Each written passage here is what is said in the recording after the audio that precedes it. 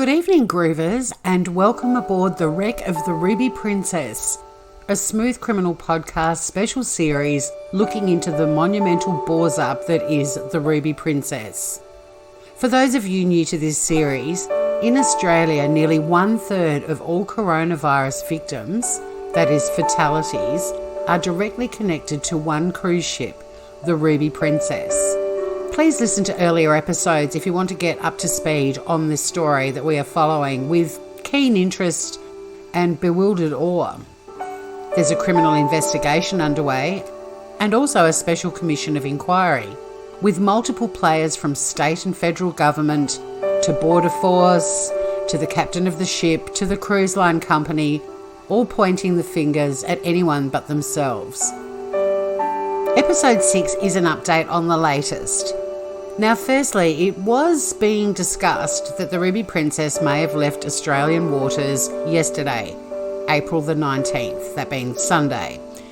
Currently, the Ruby Princess is docked at Port Kembla, which is a coastal port south of Sydney. According to the latest update, the Ruby Princess is now scheduled to leave in 3 days, despite the fact that 190 of the 1,100 crew have tested positive with COVID-19.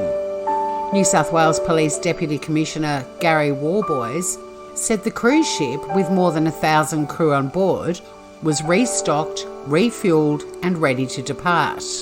However, the escalating number of crew sick with the deadly virus remains a major health hazard and a massive headache for New South Wales authorities. It's something we can't get wrong, Deputy Commissioner Worboys said today.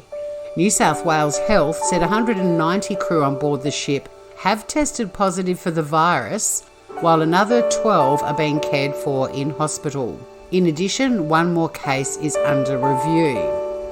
That information was from an article on the online website 9.com.au, which is providing regular updates on the coronavirus pandemic. On the ABC News website, there's also an interesting article going through essentially witness testimony of another passenger. This time a Californian woman by the name of Sarah Prudhomme, who lives in Costa Rica. Now, her comments are also very interesting, and I am compiling a list of all of the bullet points from each of the witnesses I've been able to locate online, not in the flesh, because we're starting to see consistent patterns in their stories. Sarah Prudhomme has criticised the cruise line and authorities for failing to track international guests.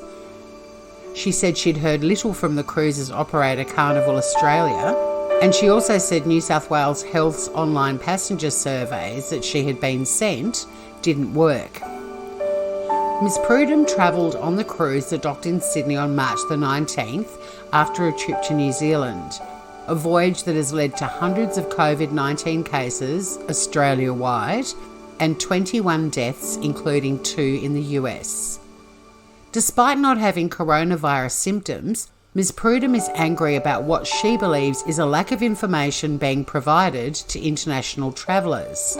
It's believed that up to 900 of the 2,647 guests on the ship were from overseas. Ms Prudhomme said it was an epic fail Carnival Australia hadn't provided information about areas on the ship linked to people diagnosed with coronavirus.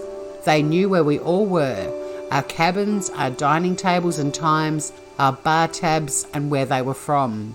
I don't know how, when or if they maintained contact with Australian passengers, but they sure have ignored the other approximately 900 of us. She said Carnival Australia's parent company, Princess Cruises, notified her on March the 21st of positive cases from the ship, but she hadn't heard from them since then. So far, the ABC in Australia has traced at least 35 international coronavirus cases, all linked to the Ruby Princess. Ms Prudhomme said she hadn't been able to stop thinking about the tragedy and her place in it.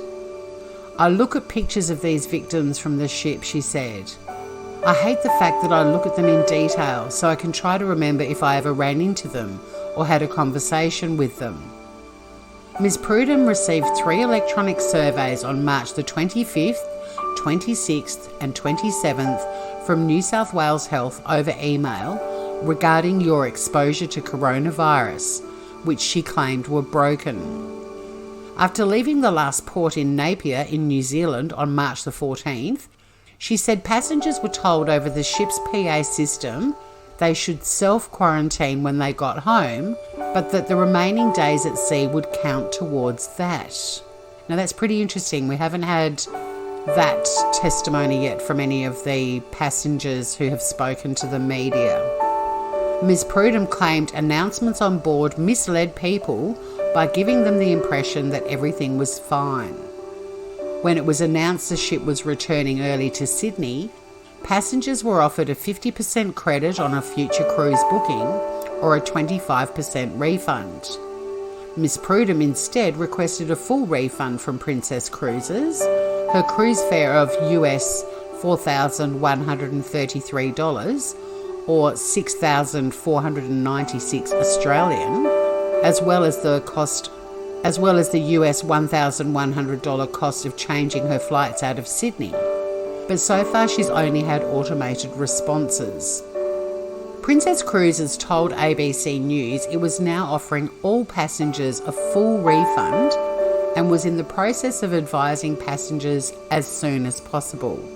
A spokesman said passengers would be contacted through a combination of letters and emails. There is a bit of systems work involved, but complete commitment to getting it done, he said. The ship remains docked in Port Kembla, south of Sydney, and will be there for at least another week as sick crew members on board are monitored.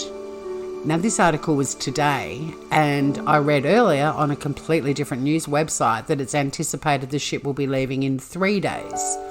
This article on the ABC website is saying that they will be around for at least another week. New South Wales Health said yesterday, that was Sunday, the 19th of April, there were 171 confirmed cases on board, with another 12 crew members in New South Wales hospitals. New South Wales Police is conducting a criminal investigation into the circumstances surrounding the ship's arrival in Sydney.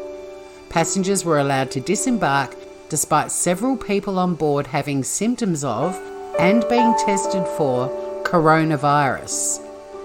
Princess Cruises maintains it adhered to all requirements and protocols at the time the passengers disembarked.